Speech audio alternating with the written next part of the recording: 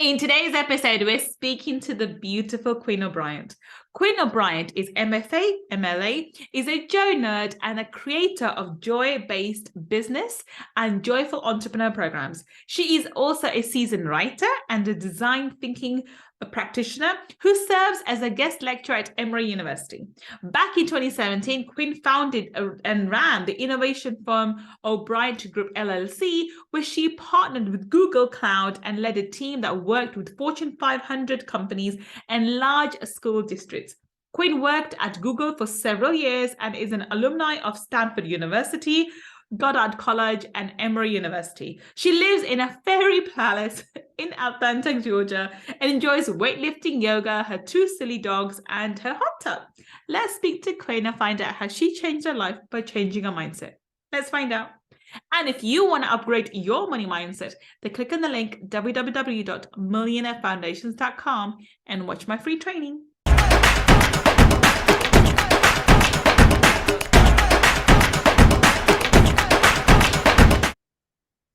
Welcome. This is Gull, your money mindset expert. And today I'm so excited. We're speaking to Quinn O'Briant. Welcome, Quinn. Thank you, Gull. I'm so excited and honored to get to be in conversation with you today. Thank you for coming on. Quinn, everyone's heard your intro. They know how fabulous you are, but please, in your own words, tell everybody what it is that you do. I'm actually a joy nerd. I'm a professional joy nerd. And what that means, and I'm an entrepreneur and a business owner and many, many other things. But what that means is that I am obsessed with joy. I think it is one of the highest and best things that we can do in this life is to pursue joy. And I teach people how to find joy in the unlikely places, in your business, in your startup, in your money.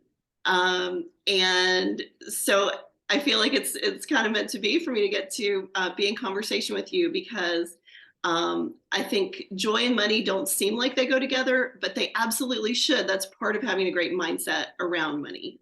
So thanks.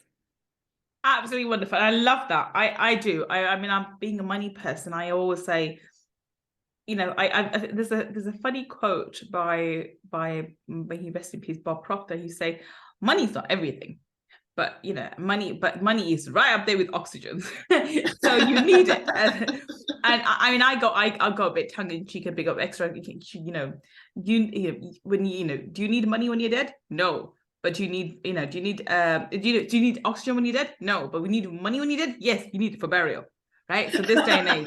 Right, so I say it's a bit more important than oxygen, a little bit more, right? Because we need it after death. But hey, that's my little bit of a joke for the moment. But anyway, so tell us, Quinn. You know, I know you do a lot of different things, and you've come from a very versatile background. Yeah. And even what you're doing at the moment, it's your normal job, your normal thing is very, very logical, very left brain kind of, the same way that I am, coming from a corporate background.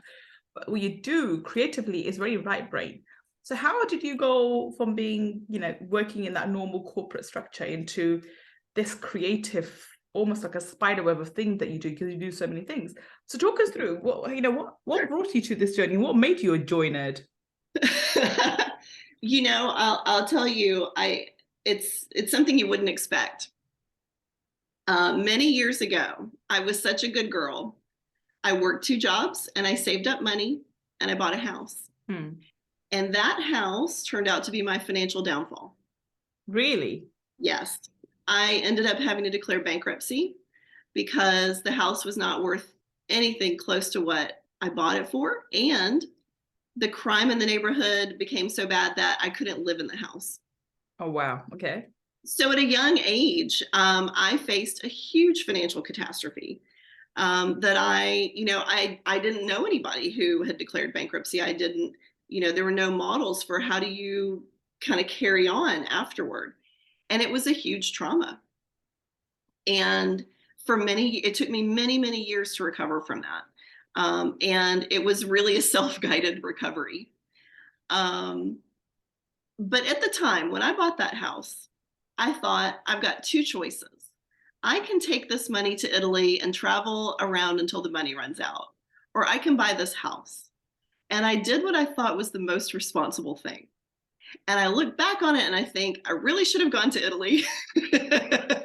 I would have had, life-changing experiences that would Yeah. have made me more resilient, more worldly, more able to kind of navigate than I was, than buying the house did. So, over time, I became increasingly interested in money. Like, Mm, trying to understand what happened. How did I get into that situation? mm, What were the macroeconomic forces around me that sort of created that perfect storm for a young person who's kind of naive to end up buying a house that's not worth anything close to the price that she paid? Why did I even get a mortgage? mm, Um, and so I began studying money as I was healing myself. And I also began studying joy. I mm. got really curious about what is it that brings us joy and what are the different philosophies about joy. Um, and I'm just a curious person, Gull. So I'm always wanting to start a business. I've probably I think I've started 5 different businesses at this point, and let's sort of let them, either take off or not, let them run their course.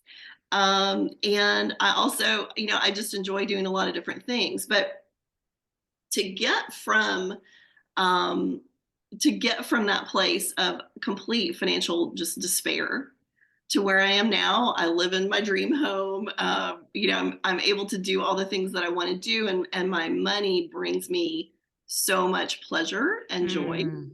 Mm. It was a very long road.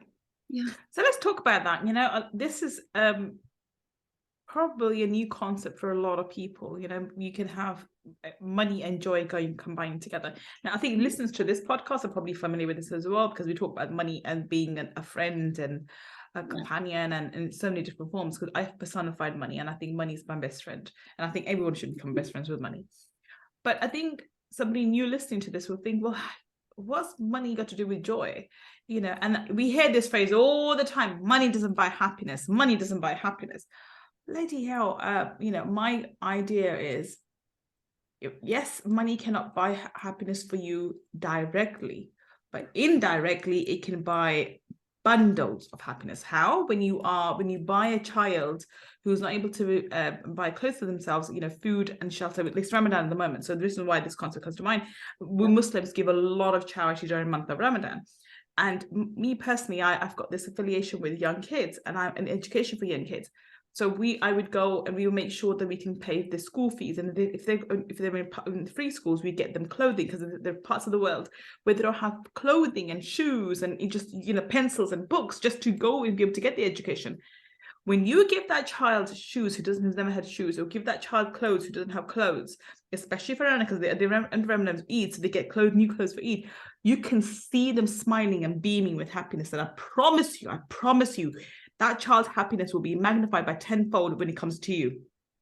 So when people say you can't buy happiness with money, I say BS to that, because yes, you can. Okay. Yeah. The only reason why you can't buy happiness with money is when you're buying yourself 10 Lamborghinis, because there's only so much happiness your Lamborghinis can bring to you self directly. It's when you serve others with your money truly takes on this amazing transformational form, and it brings you so much abundance and so much happiness that you can't even begin to understand that. So let's talk about that. How can someone start building a relationship with money in terms of being happy with it? Money, you especially went from bankruptcy to now living in your home of your dreams. You had to build that relationship with money. How did you do that for yourself? That's a great question. And I love everything you just said about how joy can bring, when money is in service, it brings so much joy. Yeah. And so alongside that, I would add that money also makes it much easier and more possible to heal. Yeah.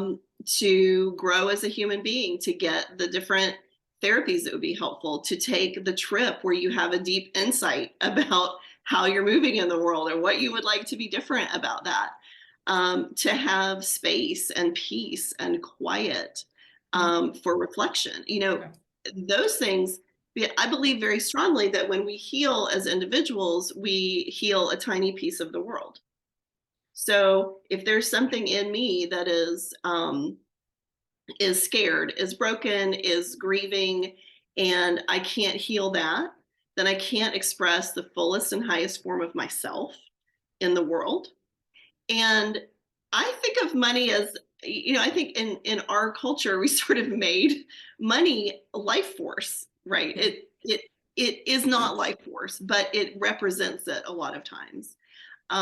So when we're healing ourselves, becoming the best versions of ourselves that we can be, we're going to naturally want to be in service with the money, right?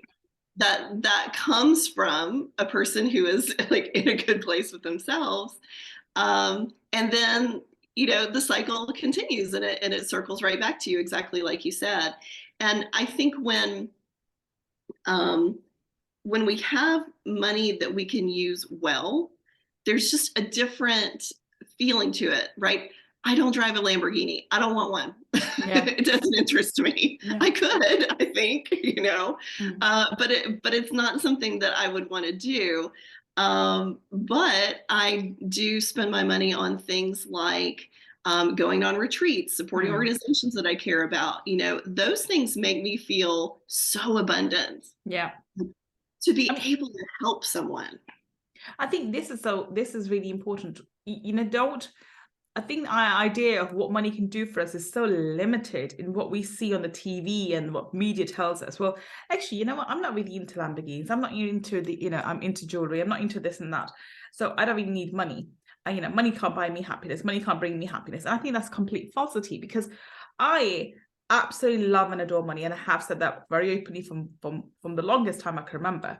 Yeah. And I'm the least materialistic person on the planet. I think I am. For considering the amount of money I make and the kind of money I have, I wear the most simple clothing. I do have an obsession with cars. I have to say, one obsession with cars. But I've got one car, and when I go for an upgrade, I'm purposely not upgrading until I can do the next level for business-wise. This is more of a challenge for myself.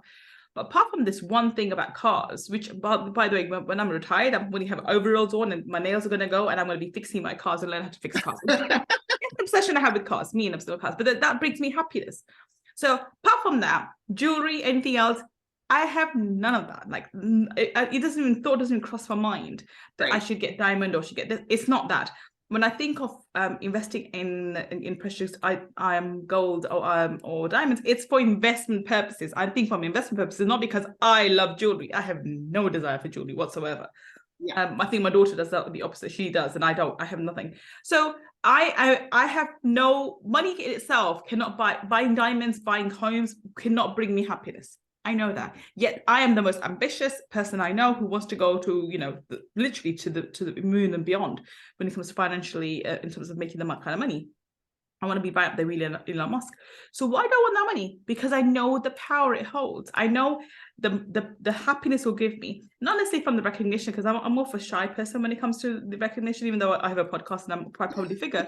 I am actually quite, I like to be behind the scenes. Funny enough, it's one of those paradoxes of my life.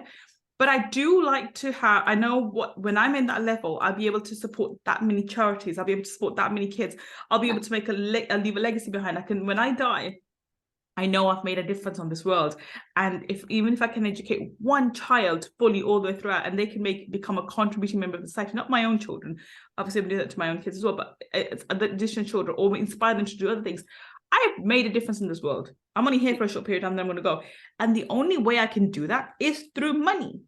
I have 24 hours and my own two hands, and I've got my own two kids. There's only so much things I can do for the people in my time, and while I'm being a full-time mother. But if I made money, my money can go way beyond, and I can multiply myself by 100 or 1,000 and get those people to go out and do whatever I want them to do to help many people, and receive the happiness and joy from it. So I think this is the concept, that we are so limited in our minds in what we think money can do for us. And I think you're absolutely right. Tune into yourself. What would make you happy? Traveling. You said traveling. Oh, by the way, we agree on that. I love traveling. That's one thing I do love, traveling. And also, I'm a bit of a snob. I'd like to travel with a bit of luxury. I really don't do. I'm not a backpacker. Yeah. No, not at all. I never have been. I never will be. I never don't desire to be. I'd rather not travel than do that, right? So And so, being able to experience that, taking your family into experience. Like we've been to Maldives twice. I absolutely love Maldives, and it's really expensive to go to there from here and so forth. But I was able to give that to my children for them to experience it, and so forth. So this is more valuable, and this is what money can buy from us, right? That's right. That's and right. it's those experiences, those quality moments that for. I don't know if we'll go again, but the holidays we have as family, I'm imprinted on my kids' mind. Like we had this, we did this, mom, we saw the shark, we did this, all those little memories are part of their, the treasure chest. Now, yes, and this is what money can do. I think that's so beautiful. What would you say to someone who thinks, well, okay, I know what you both have got this fabulous relationship with money, but you are, maybe they're starting out where you are, like when you were bankrupt. How did you pick yourself up when you were bankrupt, when you had no one else to support you, no one else to show you, okay, what's the next step? And even to how to build your self-esteem up again, because one of the biggest things that happens with bankruptcy is the shame and the humiliation that one feels, that I'm so stupid with money. They feel correct. dumb and whatever. So how do you deal with that? Because unless you fix that part of you, unless you heal that part of you, you're never going to have a positive relationship with money. And you have a very positive relationship. So how did you fix that? Great question. So it took me a while to realize that I had, in the process of the bankruptcy, I had internalized a belief that I could not be trusted with money. And when I look back on it, it's fascinating to watch my younger self making these choices to have as little money as possible. Yeah. I took low paying jobs. I had a college degree and a master's degree, but I still managed to find jobs that paid very little, to live in places that were just a little bit more than I could really afford, and to keep myself in the cycle of stress and scarcity. And I didn't even have a savings account, literally nothing, because I felt like if I had a savings account, I would do something bad with it again, like I had done before, even though I also can look back and say, good grief, that was not my fault. I tried to be responsible and it didn't work out. So one of the things that was huge for me was therapy. I found an incredible therapist who charged me very little money in those days. And she saw me every week. And she would say things to me like, let's try to imagine that you have a savings account and it has $30,000 in it. And I could not imagine that. But I began to study manifesting. Okay. There's a really cool book. It's called the Creating Money, The Keys to Abundance. And yep, I've read it. Yep. Yeah, you're familiar. Yeah. So I would go through it and I would do the workbook in the back. And I did that over and over again because I could feel that each time it would shift a little. It would shift a little. And there was a breakthrough moment for me when I set out and I said, I'm going to try to manifest the highest paying job I can imagine. And it's a little bit heartbreaking that even with all my degrees, the highest paying job I could imagine at that time was $60,000 of salary. Now, mind you, I lived in the San Francisco Bay Area, so that was not enough to even pay rent, but that was what I could imagine at that time. And within 3 months, I had that job. And then it clicked. I was like, oh, it's in here. There are external circumstances. I do live in an economy that's hard to survive in. That's true. That part of the country is very expensive. It's also true that I was working in a field. At the time, I was teaching community college, which is not a high-paying career. But it's also true that there are always opportunities if you can see them. Yeah. They exist around us all the time, and we have to tune ourselves to them. So over the time of going to therapy, practicing creating money, practicing the skill of abundance and manifestation, slowly it began to shift. And the funny thing, one thing I will say to people is, like, it's up and to the right, but it's not as smooth. It's not smooth. It's like, whoop, whoop, whoop, yep. like that. right. But then that's life in general. If you pick up any, and I always, because I'm a trader and I love charts and stuff as well. Actually, I was a trader. I'm not a trader more. I'm just an investor now. I like to clarify. I've given up trading. I'm just an investor. I prefer to do investing, and I'm passive invested at that.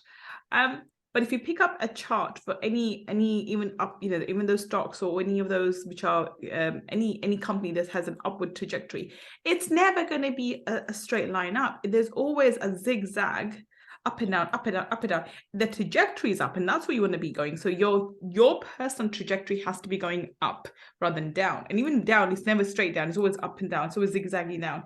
But if you can have your trajectory in the direction of up, going up, there are going to be moments up and down, and then it going to be like, oh my God, really low moments. But then you are going to go and do this, and eventually you find you're more up than lower, and you are a lot further away, away than where you started a few years ago. But if you just see if you just zone into those tiny moments when you are down, you're like, oh, I'm still back. I haven't got anywhere. I haven't got further away. People focus too much on that moment in life where they are. If they took a backseat role, if they took a bit of a distant view of their life, they'll see where they are now compared to where they were 2 years ago, 5 years ago, 10 years ago, and then they can judge where they are. And same thing for you. So when it was going up and down, if you focus too much on the down moments in that moment, everything will be like, I'm not getting anywhere, I'm stuck. But if you take a step back and look up on it, you realize, oh, I was there and now I'm here. So I am progressing. It's just, I don't see it in the moment at times. Does that make sense? It makes so much sense. And I've experienced that over and over again, feeling like I didn't make any progress. I worked so hard and I haven't made any progress. And sometimes it's not with the view of months, it's the view of years. Yeah. That you can look back and say, oh, remember when I couldn't even imagine having a savings account? Yeah. Remember when I couldn't imagine investing, where I couldn't even think of a salary higher than $60,000 that I thought I could earn, even though I had skills that should have, would earn me several times that. There's another piece to the story if you'd like to hear. Yes, please. Another big moment. This went on for a long time, well into my late 30s. And I kept trying and struggling, and I would make a little progress and then backslide. And the day came that I was once again struggling for rent. I was like, listen, I'm a grown woman. I was in a second graduate program at Stanford University at this point. I was like, am I the only, student at one of the world's top universities who can't pay their rent? I might be. And I just decided that what I had to do was start talking to people.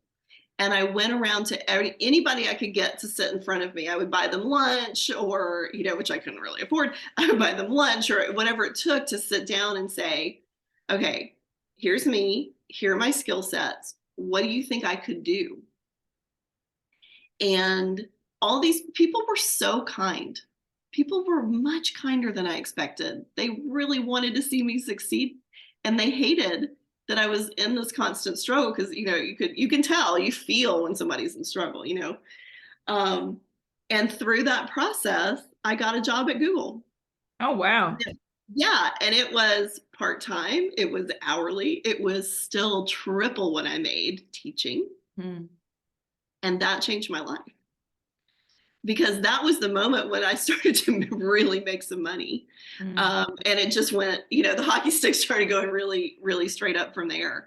But it was engaging with community. It was being vulnerable and telling people, like, I am in a situation that I can't get out of. It's not sustainable for me. Can you help me?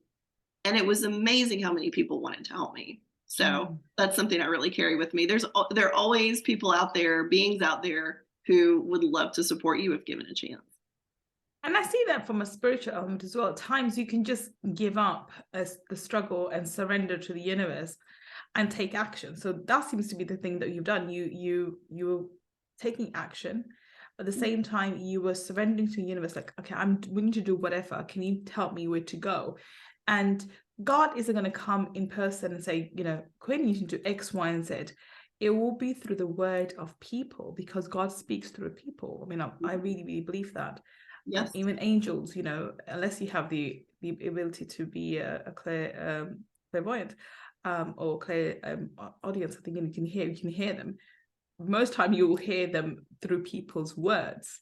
Yes. And therefore having that, being able to be vulnerable and take action like that was rewarded by the universe, by God, because you were Yes. willing to listen and take action.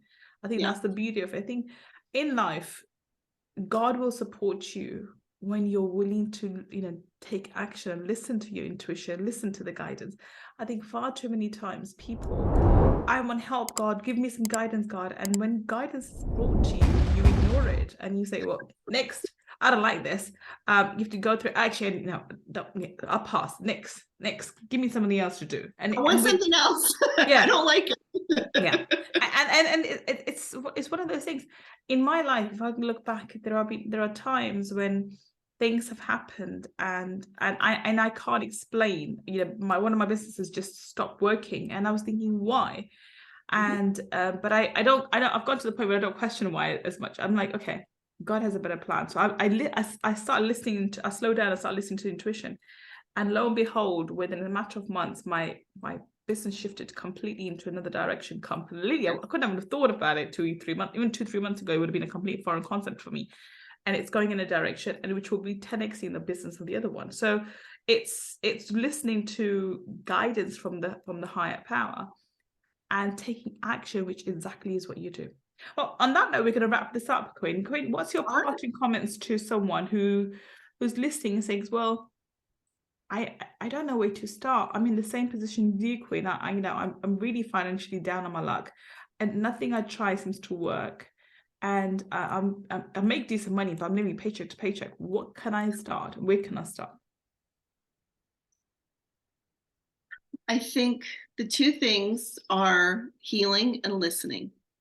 So, and they follow each other. So listening for guidance and being willing to follow it is huge, right? I got lots of guidance that I didn't take. That's part of the problem, right? So listening and then doing the work on yourself internally to heal the things that are keeping you back.